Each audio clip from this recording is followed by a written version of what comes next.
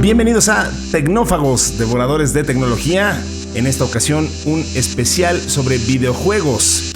Así que, sin más preámbulo, les vamos a platicar el día de hoy cómo llegamos aquí, la llegada de Internet y los móviles, qué cambió la pandemia y qué viene para esta década. Y les vamos a contar algunos casos muy interesantes sobre, por ejemplo, cómo están combatiendo la dictadura de Myanmar con un videojuego. De esto y mucho más vamos a platicar en este especial de videojuegos de Tecnófagos que inicia en este momento. Kio Networks presenta el podcast de Tecnófagos. Una mesa de alta especialidad servida para ti en 3 tiempos. Acompaña a Ricardo Massa y Bernardo González, 2 especialistas en masticar información tecnológica para ti.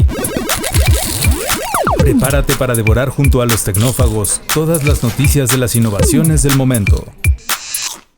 Muy bien, pues ya lo escucharon. Esto es un especial más de Tecnófagos. Les recordamos que pueden escribirnos a tecnófagos@kionetworks.com y ahí escuchamos todas las sugerencias para temas y lo que quieran sugerir para esta emisión, este podcast, que hacemos con todo cariño y cuidado. Sus servidores Ricardo Massa y del otro lado el gran especialista y gurú de la tecnología, Bernardo González. ¿Cómo estás, Bernie?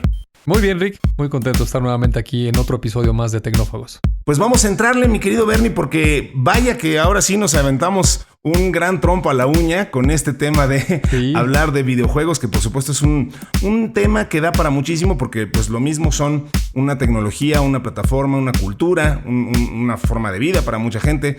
Y hay muchísimo que abarcar. Esperamos llegar a las expectativas de lo que nos están sugiriendo y bueno, que nos pidieron que hiciéramos este especial. Así que, sin más, vamos a entrarle, mi querido Bernie. Y pues como es prudente, arranquemos con un poco de contexto. ¿Qué son los videojuegos? ¿Cómo nacieron? ¿Y cómo llegamos a que fueran una parte tan importante de nuestras vidas?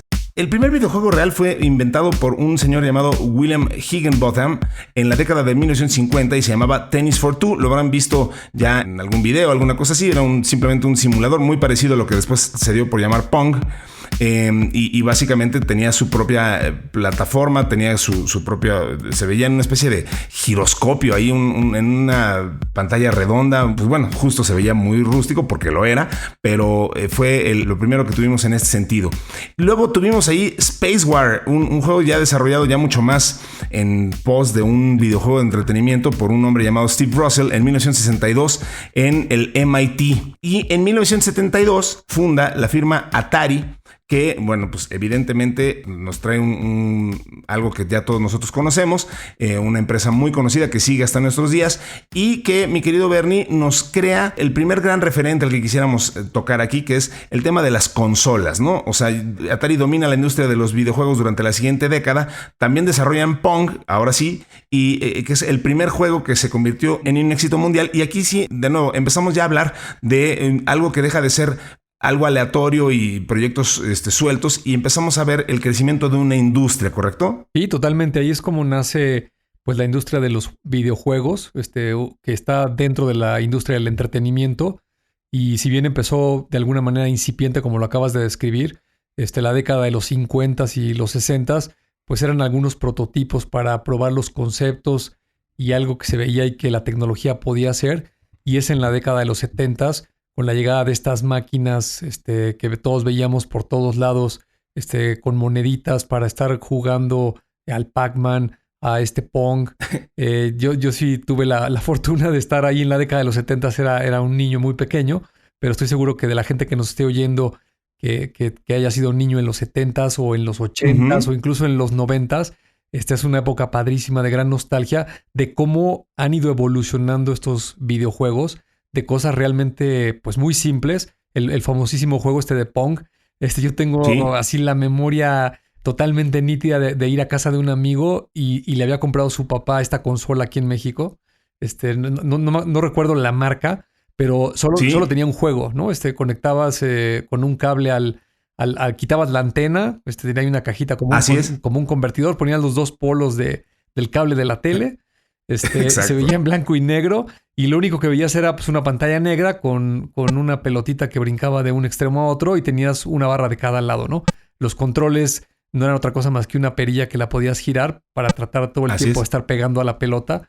Y era el juego del Pong, que luego llegaron las consolas de Atari con estos cartuchos que podías comprar ya diferentes títulos y se los podías poner, y ahí fue donde explota el mercado, ¿no? Se vuelve un producto comercial, mucha gente lo empieza a consumir por todo el mundo, luego aparece Nintendo y ya después llegan las consolas, las computadoras personales y una gran historia y nostalgia de lo que ahora es una de las industrias más relevantes del mundo en participación y también en términos económicos.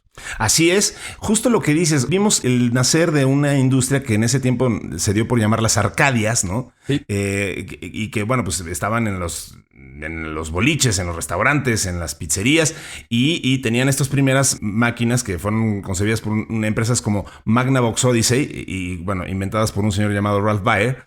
Y nos mencionaste también la primera consola de Atari, que fue la 2600, la primera consola comercialmente exitosa, digamos, que fue la 2600, que lanzaron en 1977. Tiene ya esta particularidad de tener cartuchos intercambiables. Y luego, en 1978, se lanza otro hito, que es Space Invaders, que también para sistemas de Arcadia, que fue un nuevo amanecer para los videojuegos, sí. Pues es un auge impresionante, ¿no?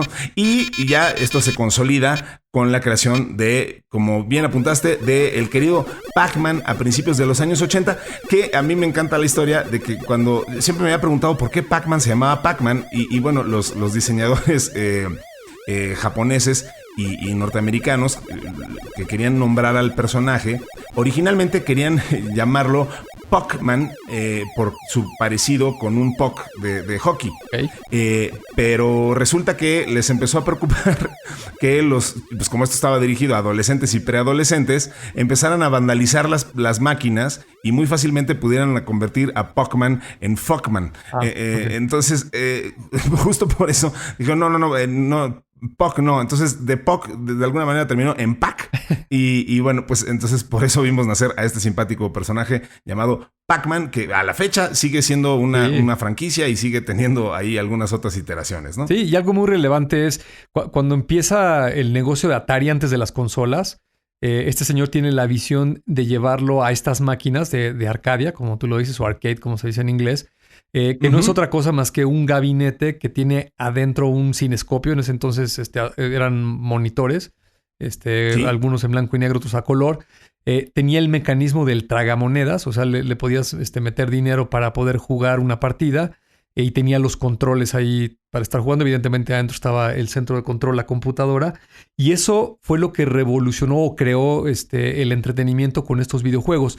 Un dato muy, muy importante es que no solamente jugabas, sino que si alcanzabas el score máximo, uno de los más altos, podías guardar tus iniciales. Yo también de niño recuerdo ir a estos lugares y veías ahí, de repente encontrabas las siglas de algún amigo tuyo o algo y estabas ahí metiéndole dinero hasta que querías subir en el ranking.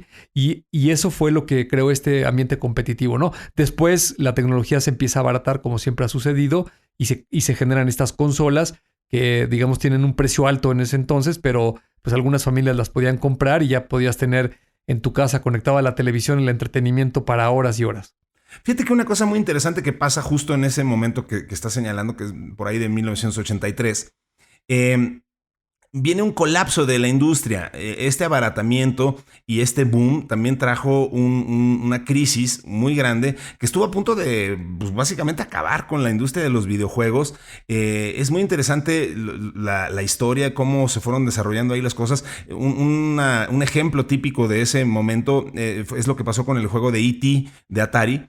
Sí. Que, bueno, la historia corta es que comisionaron que se hiciera un juego de E.T., que era un furor en ese momento la película de Steven Spielberg, y pues ya era tal el furor y tal, estaba tan acelerada la industria que le dieron realmente semanas a los desarrolladores para crear un videojuego relacionado con E.T. El resultante de esto es que el juego es injugable. Yo lo he llegado a jugar, lo tuve, y es verdaderamente imposible jugar. No le entiendes, no sabes cómo se gana, cómo se pierde. De repente caes en unos fosos. Y bueno, el único botón que tenía el Atari, hacía que E.T. estirara el cuello y medio flotara, pero no te daba lo que flotaba, no te daba para salir del foso donde caías. Entonces simplemente pues, te quedabas ahí atorado hasta que reseteabas el juego. Era una locura. Entonces, y eso fue pues por la premura con la que lo lanzaron y es muy denotativo de esa época. Entonces, incluso existe la leyenda, bueno, no la leyenda, existe la historia que ya es leyenda dentro de la industria de los vertideros de basura llenos de cartuchos que tuvieron que pasarles una aplanadora por la cantidad de basura que se estuvo generando de videojuegos no vendidos porque creían que iban a desplazar millones y no fue así, ¿no? Entonces, lo que pasa aquí muy interesante, Bernie, es que aquí entran en juego las PCs, las primeras computadoras domésticas que empiezan a también desarrollar juegos, y entonces eso se vuelve ya como el punto de fuga para que continúe la industria de los videojuegos, y además empieza a desarrollarse pues una vertiente muy, muy importante hoy para las computadoras. ¿Qué sería de la industria de las PCs si no fueran también una estación de juegos, ¿no? Sí, totalmente. Aparecen las computadoras personales que en ese entonces eran muy, muy caras, pero hay otra categoría de unas computadoras caseras que igualmente se conectaban a las televisiones. Recordarás una compañía famosísima que se llamaba Commodore. De hecho, mi primer computadora fue una Commodore ¿La 16? De 16, una de 16K, que tenía una unidad de cassettes de música, de audio, y ahí grababa los programas con BASIC. Era muy pequeñita esa computadora, pero luego sacaron una más grande que era la 64. El número obedecía que tenía 64K de memoria. Imagínate hoy, en comparación de lo que tiene un teléfono o una tableta, era muy, muy poquito, pero le sacaban un enorme valor a los gráficos, al propio juego. Ahorita que dices el fracaso de E.T., pues los videojuegos pesa más que tengan una buena historia, que tengan un buen mecanismo de challenge, de puntos, y de que puedas avanzar, de que no te frustre el juego, más allá del título o lo que representa, ¿no? En este caso, haciendo la analogía con una película exitosísima, ¿no? Esa es la historia de los videojuegos, ¿no? Tienes que ponerle todos esos componentes y hacerlo muy bien para que la gente se enganche con esos títulos. Me parece a mí que eso es algo importantísimo y vigente hasta nuestros días. Que hasta la fecha sigue existiendo un poco esta maldición de que es muy difícil que encuentres un buen videojuego basado en una película, ¿no? De pronto, pues este tema que dices de la competitividad. Y hablando de la competitividad, Bernie, en 1987 pasa algo importantísimo, que es que en el Atari ST se lanza la función mediante la cual se pueden vincular hasta 16 consolas conectando el puerto, bueno, a través de los puertos MIDI out, de una computadora al puerto MIDI in de la siguiente. O sea, puedes empezar a conectar computadoras en serie. Y entonces se empieza a crear esta tendencia de hacer juegos de multiplayer que son coronados, digamos, al menos en esta primera generación, en 1993 con el lanzamiento de Doom, que ahí es cuando ya se vuelve la matachina de todos contra todos, pero sobre todo le da una nueva dimensión a la industria del videojuego, ¿no? Sí, totalmente. Pasan varias cosas, ¿no? Esta consola se puede conectar y entonces puedes invitar a tus amigos y puedes hacer una partida ya más competitiva en tiempo real, mucho más divertido que estar jugando tú solo contra la máquina o dos, ¿no? Lo más que podías jugar antes de este suceso era con 2 controles. Después las computadoras, ya más hacia los 90s, se pueden conectar en red y empiezan estos famosos LAN parties, ¿no? Que eran unas fiestas de gente entusiastas que se juntaban en unos salones muy grandes y hacían unas competencias fantásticas ahí de videojuegos. Y ese creo que fue uno de los componentes de esta industria que le ha traído todo este éxito, ¿no? Sin lugar a duda, luego más adelante cuando llegue el Internet, algunos de estos títulos ofrecen esta conectividad para poderse jugar sobre el Internet. Me parece que, si no estoy equivocado, creo que es la consola de Sega, la que se pudo conectar primero. La Dreamcast, se conectaba a internet. La Sega Dreamcast. Y podías jugar ya con cualquier gente del mundo, lo cual hacía aún más divertido. Y ahí nuevamente vuelve a crecer enormemente toda esta industria, trayendo muchos títulos que se vuelven una locura y se vuelven casi un tren mundial, ¿no? Así es. Yo me acuerdo ahorita que estábamos con el tema de la nostalgia. Pues sí, me acuerdo de reunirme justo por esos años 2000, los principios de los 2000, con mis amigos a jugar la primera iteración del videojuego de Halo, que fue hecho por Microsoft. Sí. Que justo no tenía un multiplayer como tal, pero le podías crear uno conectando varias Xboxes a través de los cables LAN, ¿no? Entonces, ya después, ahí es cuando empezaron a ver que eso tenía una gran posibilidad y pues ya se volvió un componente indispensable. El tema del multiplayer, que hoy en realidad es lo que tiene corriendo a la industria de los videojuegos. Ya se ha hecho de un lado, muy a mi pesar, si me preguntas a mí, el tema de los videojuegos de historia individual para darle mucha preferencia a los multiplayers, que es en verdad en donde ha estado pues el negocio y donde está el interés de los jugadores, de tener los multiplayers masivos, como se ha dado por llamarlos, y tenemos muchísimos ejemplos, para poder competir contra tus amigos y además pues, obtener beneficios, en muchos casos hasta económicos, como ya hemos platicado en algunas emisiones de Tecnófagos, ¿no? Sí. Ahorita que decías esos juegos, también me acordaba de la saga esta de los Sims, ¿te acuerdas? Todos estos simuladores de... Por supuesto. Primero era el SimCity, luego salió el Grand Theft Auto, que también te podías conectar. El World of Warcraft, que también fue todo un fenómeno mundial. Y tal vez uno de los precursores fue, seguramente tú no te vas a acordar, pero había un juego famosísimo que era el Wolfenstein 3D, que era el first person shooter, que lo jugabas en una PC, donde ya podías moverte por unos como laberintos, que eran tridimensionales y tú ibas disparando ahí, matando soldados o no sé quién, que eran súper divertidos, ¿no? Eran nazis, ¿no? Los malos eran nazis. Sí. Era un castillo, ¿no? De los nazis o algo así. Y te la pasabas ahí matándolos, súper divertido. En esa modalidad también estaba otro legendario que fue GoldenEye, y ahí un poco me trago mis palabras porque por supuesto que está basado en una película, está basado en la película de 007, pero no tenía mucho que ver, al menos en su modalidad multiplayer con la película. Se trataba justo de eso, de dividir la pantalla en 2 o 4, y ir en esta perspectiva que mencionas, ahí agarrando armas y matando. Ya mencionábamos a Doom, que fue como el gran precursor de esto, pero GoldenEye sin duda fue un hito en la vida de muchos jugadores. Y bueno, evidentemente hemos visto el desarrollo de una industria que se ha ido perfeccionando y que ha ido encontrando diferentes nichos y diferentes capacidades.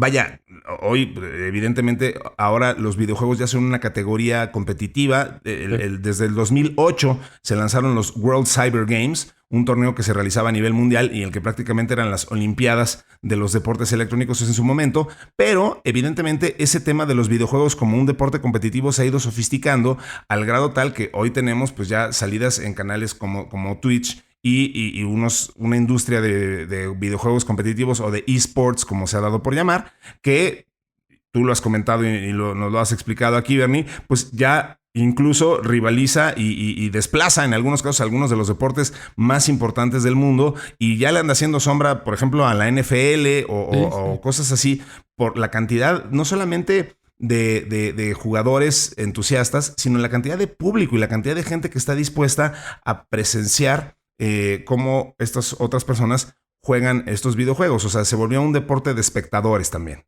Y totalmente. Mira, unas cifras que me parecen relevantes. En el 2021, toda la industria del gaming a nivel mundial estuvo cerca de los 180 billones de dólares y es probable que al cierre de este 2022 esté cercano a los 200 billones de dólares. Para que te des una idea, si lo comparamos con la industria de lo que le llaman en inglés el filming, los box office, todo lo que es el cine, también tomando en cuenta que está muy golpeada por toda la pandemia, está cercana a los 20 billones de dólares, ¿no? La industria de la música, todo lo que se vende de música, conciertos y lo que gira alrededor, también está cercano a los 20 millones, seguramente también afectada por la pandemia, mientras que esta industria de los videojuegos, pues muy favorecida por la pandemia, ¿no? Toda la gente que estuvo resguardada todo este tiempo, toda esta gran conectividad y toda esta aceleración tecnológica la ha ayudado muchísimo, pero si comparas cualquiera de estas dos industrias, pues la del gaming es 10 veces más grande que cualquiera de estas dos, ¿no? Y hacia adelante, las cosas parece, o toda la tendencia de que esto va a crecer aún más, ¿no? El otro día vi por ahí un TED Talk, a ver si también se lo recomendamos aquí a los amigos, les paso la liga. Es una persona que habla específicamente de los simuladores de coches de Fórmula 1, ¿no? O coches de carreras, ¿no? Pero a un nivel profesional, ¿no? E incluso narra la historia de una persona que era un corredor de automóviles, se lesiona y luego se le complica la carrera y finalmente no puede figurar hacia los niveles profesionales, ¿no? Por ejemplo, en la Fórmula 1, pues solamente hay 20 lugares, ¿no? Para los pilotos que están, al menos en las posiciones principales. Es un deporte, pues, con muy, muy pocos participantes, ¿no? Y estos simuladores que, por cierto, los pilotos profesionales se entrenan en esos mismos simuladores, pues está creando toda una industria donde literalmente cualquier persona del mundo se puede en un simulador sentar a manejar un automóvil que si le inviertes las horas y tienes la destreza en ese simulador, guardando las proporciones de que estás en un simulador, pues podrías tener el nivel de cualquiera de estos pilotos de Fórmula 1 y donde sabes que jamás vas a llegar a correr uno de esos coches, ¿no? Y estos simuladores, pues no es nada descabellado pensar que lo mismo va a empezar a suceder en otras disciplinas, ¿no? Hablando específicamente del deporte, ¿no? Sí. Hace algunos meses te comentaba yo a ti que compré uno de estos visores de realidad virtual de la marca Meta, de Oculus 2, y los servicios de suscripción para hacer ejercicio, estos de Fit, es increíble cómo puedes hacer ejercicio, cómo te cansas, cómo sudas y cómo participas en clases en línea contra la máquina. Y lo real que tienen todos los gráficos y lo que estás haciendo igual te da puntos, te dice las calorías que quemas. Y todas estas cuestiones me parece que hacia adelante no va a ser otra cosa más que crecer, al menos en estas dos aristas, ¿no? La del entretenimiento y la que está muy vinculada a todos estos deportes. Que en esencia no es otra cosa más que un videojuego de realidad virtual que ahorita, por las similitudes que estamos trazando, pues me hiciste acordarme de cuando jugábamos de niños con el primer Nintendo, que traía el tapete famoso. Sí. Y te ponías a jugar el videojuego de las Olimpiadas, que además venía incluido con la compra del tapete. Y entonces, pues ahí también aprendías a brincar y a hacer... O sea, es como el avance de todo esto. Ahora ya traído a un tema de ultrarrealidad, pero sin duda... pues tuvo sus primeros orígenes en este tipo de aplicaciones, ¿no? Sí, pero mucho más realista. Digo, si de por sí, claro. la gente que es gamer, aún en una pantalla, en una consola, o en una computadora personal, tableta o teléfono, se dice que estás metido en el juego, ¿no? Estás totalmente concentrado y con los controles moviendo las cosas. Y digamos que la pantalla es plana, es un rectángulo, ¿no? En 2 dimensiones. Sí. Por ejemplo, con estos visores de realidad virtual, el otro estaba jugando uno de estos de zombies y es muy distinto porque estás adentro de un cuarto y te salen por el techo, por abajo, por atrás y tienes que estar girando, disparando y la experiencia es mucho más inmersiva, ¿no? Entonces creo que estamos tal vez en los inicios de lo que va a ser todo este metaverso que hemos hablado muchas veces, la realidad en todas sus modalidades, virtual, aumentada, mixta, como la queramos llamar. Pero conforme la tecnología se vaya haciendo un poco más sofisticado, nos va a atrapar, nos va a envolver y vamos a dedicar una gran parte de nuestro tiempo y nuestros recursos económicos al entretenimiento sin lugar a duda. También una gran parte por cuestiones del ejercicio o porque nos guste algún deporte y también sin lugar a duda para nuestras cosas profesionales, ¿no? Hay un sinnúmero de industrias que tienen cualquier caso de usos para aplicar con realidad virtual y aumentada. Claro. Que facilitan el poder hacer cosas que de manera física pues tienes una limitante en trasladarte, en manipular objetos, en los costos de acceder a todas esas cuestiones. Lo puedes hacer vía remota, ¿no? Totalmente. Mira, aquí tenemos algunos datos con los que me gustaría reforzar esto que estás diciendo. Ya lo mencionaste, durante la pandemia, pues los videojuegos tuvieron un despunte espectacular. Digo, nada más, solamente Nintendo tuvo un crecimiento durante el segundo trimestre del 2020 del 400% comparado con el mismo periodo del año anterior. Fall Guys Ultimate Knockout vendió más de 7 millones de copias en ese periodo, ¿no? Hay algunas cosas que hemos ido descubriendo sobre la industria de los videojuegos y algunas exploraciones que se han hecho que han sido muy interesantes. Por ejemplo, a mí me gusta muchísimo una saga que tú mencionaste ahorita de pasadita, que era Grand Theft Auto, que cada cierto tiempo lanzaban una nueva versión, como la hacía todo mundo. Y bueno, pues ahí estábamos los fanáticos esperando que si Grand Theft Auto San Andreas y que si ahora salía no sé qué, Vice City. Y lo que les pasó y descubrieron es que se quedaron con la última versión que lanzaron, lanzaron y lo único que han hecho es crear en ello un metaverso, antes de que fuera cool. Ellos ya habían hecho un metaverso en el que simplemente se dedicaron a relanzar y a lanzar nuevas aplicaciones y más cosas dentro de la última versión del juego, y ya llevan más de 10 años con ello. O sea, simplemente se quedaron con esta última versión del juego y les siguen alimentando cosas a los fanáticos, y además abrieron el código de tal manera que mucha gente ha podido crear sus propias modificaciones al juego. Entonces ya le dieron ahí a cada quien como un pedacito del universo de Grand Theft Auto, y de repente ves ahí unas locuras y personajes de otros universos participando. Hoy participar en Grand Theft Auto es una cosa muy diferente a lo que nos acostumbramos los que nos gustaba el juego en su modo historia, insisto, pero ese multiplayer ya es una cosa gigantesca. Y el otro ejemplo muy interesante de esto de volver, digamos, llamémoslo videojuegos como servicio, o sea, más allá de un solo juego, es League of Legends, ¿no? También ya lleva más de 10 años y le está creando a la compañía, bueno, unos enormes ingresos durante todo ese tiempo, sin realmente lanzar nuevas iteraciones, llamémoslo así, y sí construyendo sobre lo ya existente. Entonces es muy interesante también entender cómo se ha dado ese fenómeno. Y bueno, pues además hay otras plataformas.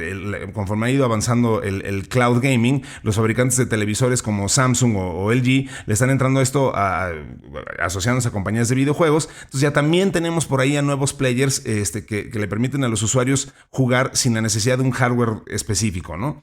Y bueno, por último, lo que ya mencionamos en una edición anterior de este podcast, que es los juegos criptográficos, ¿no? O sea, que te den, que juegues por tokens, que le permitan a los jugadores opinar sobre el gobierno de un juego en algunos casos. Ahorita platicamos rápido un caso que está pasando en Myanmar. Un token de utilidad que se usa para realizar ciertas acciones del videojuego, los activos del juego como una espada o una tarjeta o lo que sea que te den para crecer a tu personaje. También pueden tomar la forma de NFTs. Entonces, en fin, hoy estamos viendo, pues la verdad, ¿cómo lo llamarías, Benny? Como una unión, una fusión de distintas vertientes de la tecnología convergiendo dentro de lo que antes era, pues quizá un mundo más simple. El de los videojuegos que yo recuerdo era sin duda un mundo más simple, pero ahora mucho más versátil y cada vez más diversificado y con aplicaciones e implicaciones fascinantes, ¿no? Y totalmente en cuanto a dispositivos, pues ahora puedes jugar en una computadora de escritorio o una laptop, en una consola, estas marcas de PlayStation, Xbox, que son las más populares, también sin lugar a duda en los móviles, en los smartphones o sin en duda tabletas, y ahora también dentro de las televisiones con estos proveedores que ofrecen estos marketplaces para jugar cualquier videojuego, ¿no? Que por cierto, se anunció la semana pasada, me parece que el día viernes, el cierre de la plataforma de Google de Stadia.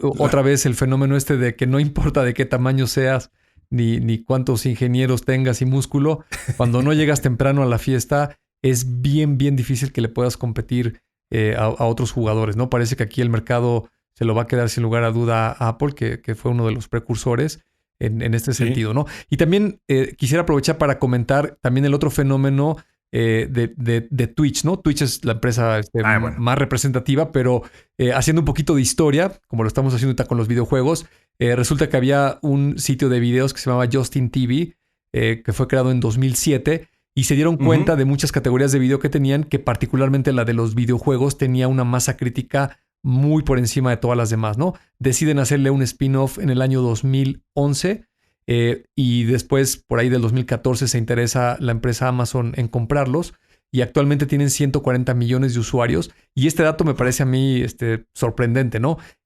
En cualquier hora del día, cualquier día de la semana, el promedio de streamings en vivo de gente que está jugando y narrando los juegos, o mucha gente que los está viendo, es de 110,000 canales que están transmitiendo alguna cuestión relacionada con videojuegos, ¿no?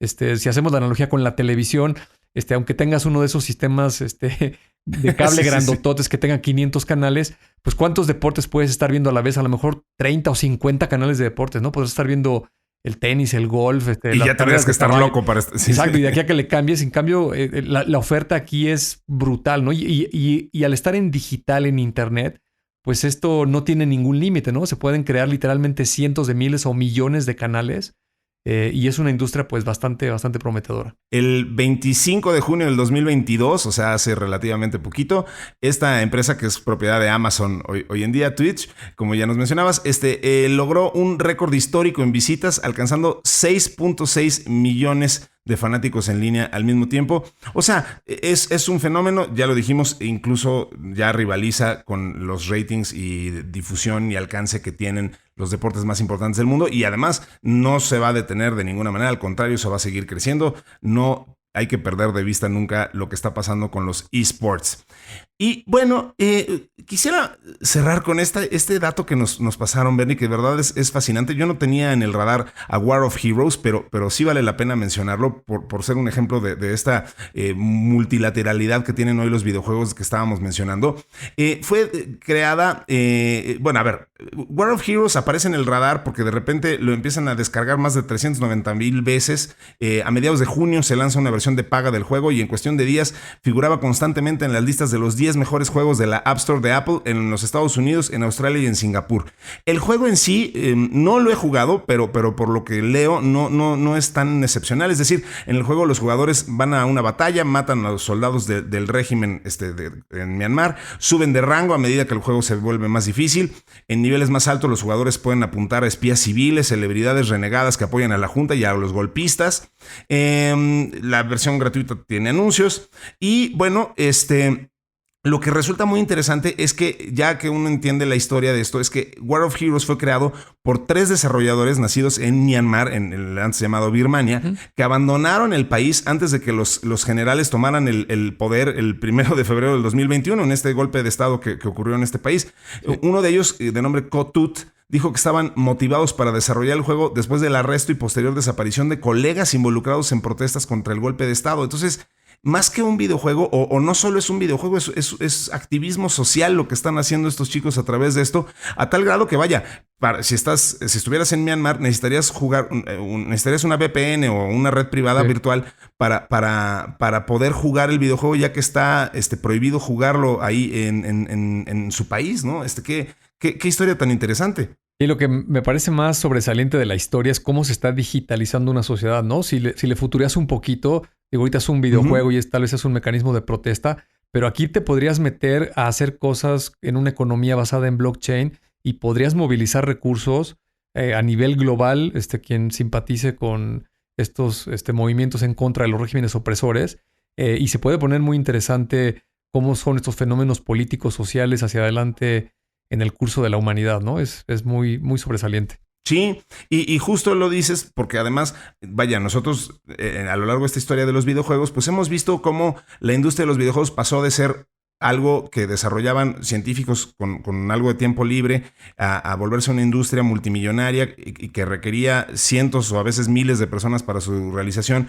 Hoy la tecnología permite que realmente cualquiera, o una persona incluso, pueda desarrollar un videojuego. Ya no nos dio tiempo de ahondar demasiado en ejemplos, pero pues por ahí está el caso de los Angry Birds y por ahí está el caso de Flappy Bird, que fue todo un tema de derechos de autor en las tiendas especializadas, pero esos fueron desarrollados por muy poca gente. Entonces, y ese es también el caso de este último juego que estamos hablando de Myanmar. Entonces, hoy, pues realmente un grupo pequeño de especialistas pueden desarrollar un videojuego y, como bien dices, pues dirigirlo a otros aspectos de la vida y hacer activismo, hacer colectas, protestar, en fin, pues las posibilidades me parecen no tener límite, ¿no? Absolutamente. Pues hasta aquí nos da el tiempo para platicar de la muy amplia historia de los videojuegos. Platíquenos, por favor, en los comentarios qué les pareció esto, qué otros temas quisieran que abordáramos, si creen que vale la pena que nos detengamos a hablar de algún videojuego en específico o de algo más sobre esta muy, muy, muy interesante historia. Platíquenos también cuáles han sido sus videojuegos favoritos. Mi saga favorita sin duda son los juegos de Zelda, así que si quieren que un día platiquemos más de eso, con todo gusto los aburrimos bien y bonito con eso. Mientras tanto, pues yo agradezco muchísimo a Mario Terrés en la edición, a Dalibás Santiago en la redacción, a Gina Rangel y a Citlal Sin Vallarta en la producción y por supuesto a Bernie González por haber estado aquí una vez más compartiendo este micrófono conmigo. Al contrario, un placer, Rick, y nos vemos en la próxima. Nos vemos en otro especial de Tecnófagos, Devoradores de Tecnología, y en nuestra programación habitual en la siguiente emisión de Tecnófagos. Gracias por escucharnos. Hasta pronto.